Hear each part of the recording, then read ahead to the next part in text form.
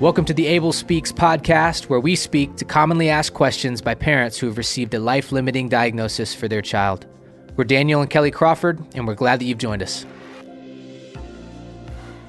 We are going to dive into another question today, and so it is connected to our last episode just around processing medical interventions. And so we're going to branch off that and ask a question today of, hey, what if, assuming that I have a counterpart, a spouse, a significant other that I'm in this parenting journey with, what do I do when we're not on the same page on any given decision? Yeah, and this is something that we navigate often with families. A lot of times it's in the realm of medical interventions. And like Daniel said, we talked about that on our last podcast episode, but we also see this as families are navigating how do we handle relationships with extended family or friends, or how do we talk to our children about what's going on. And sometimes parents don't land on the same page initially. And so something that we really tried to do when we were walking this road and that we encourage other families to do is just to be patient with one another and allow time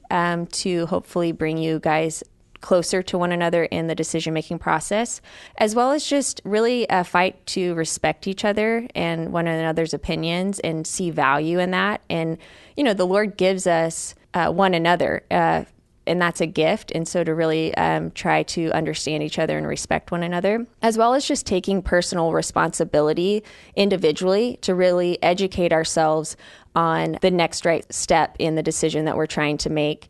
And then lastly, just always encourage families to loop in another couple that they really trust and respect to really try to help them hear one another and hopefully move towards each other. Yeah, I think those are good broad strokes. I would also say, to build off the illustration that I threw out last time, as far as, hey, if each spouse, each parent has a stoplight, you know, hey, I'm a green light on that decision, I'm a red light, or honestly, I'm kind of I could go either way, I'm yellow right now. What I didn't specifically address last time is, hey, what if one is green and one is red?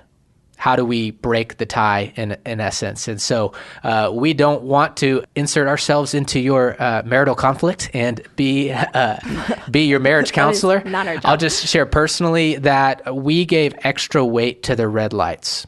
And what that was rooted in is a desire not to go against someone's, conscience, conviction, whatever you might call it. It's rooted in what Kelly said just about that respect for one another. And in the trust in one another, that as we're both pressing in and being diligent to be thoughtful, to be prayerful about things, that if one of us didn't feel comfortable with whatever it is we were talking about, we wanted to back off that. Even if I'm bright green, if you're red, I want to see that, respect that, and allow that to sort of break the tie, so to speak. And so we had one example I remember of where we had one's green, one's red. There was plenty where there was a lot of yellow lights in there. There was plenty where we both struck bright green and it was easy. But how did we navigate that particular circumstance and decision early in our pregnancy? So with our specific situation, as a disclaimer, this is not to say that this decision is right or wrong for a given family, but for us, as we were navigating the decision to have an amniocentesis or not, to really confirm with 100% accuracy if Abel had trisomy 18 or not, I wanted to have the amnio. Daniel was the red light. I was the green light in that. And I am a person who loves information. And so the more the information, the better for me.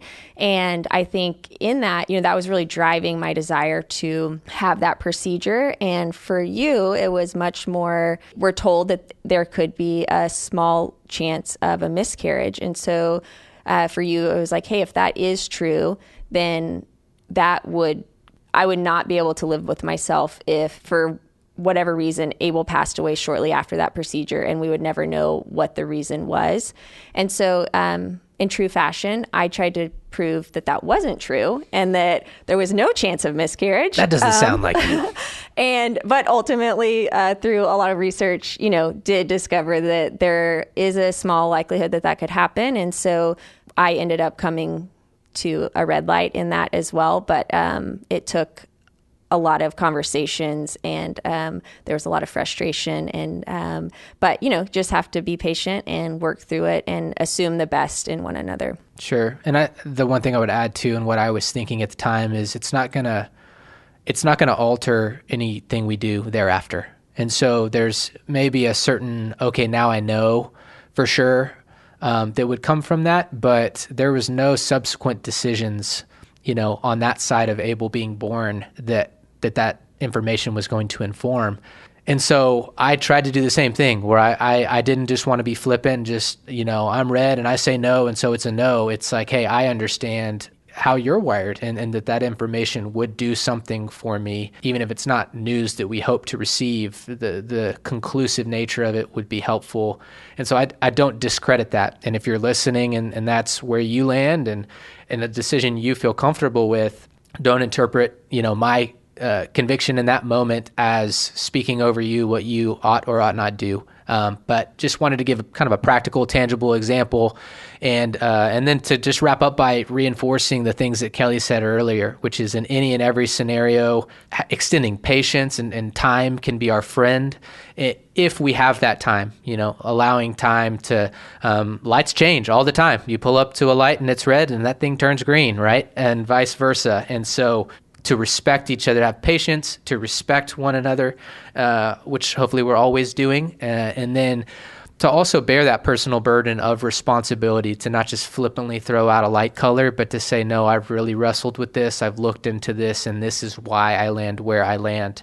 And then ultimately, as if the circle needs to be widened, inviting outside voices in is always helpful, and having a role of trusted counselors and advisors in life will go well with you. And certainly, as we like to always say, if Abel Speaks, can play that sort of role as well, we hope that you'll reach out. And this is something we are familiar with from having done personally, as well as from having walked with dozens and dozens of parents and spouses who have navigated this as well. And so that wraps up our third episode of the Abel Speaks podcast. We hope you'll keep tuning in, and we look forward to catching you next time.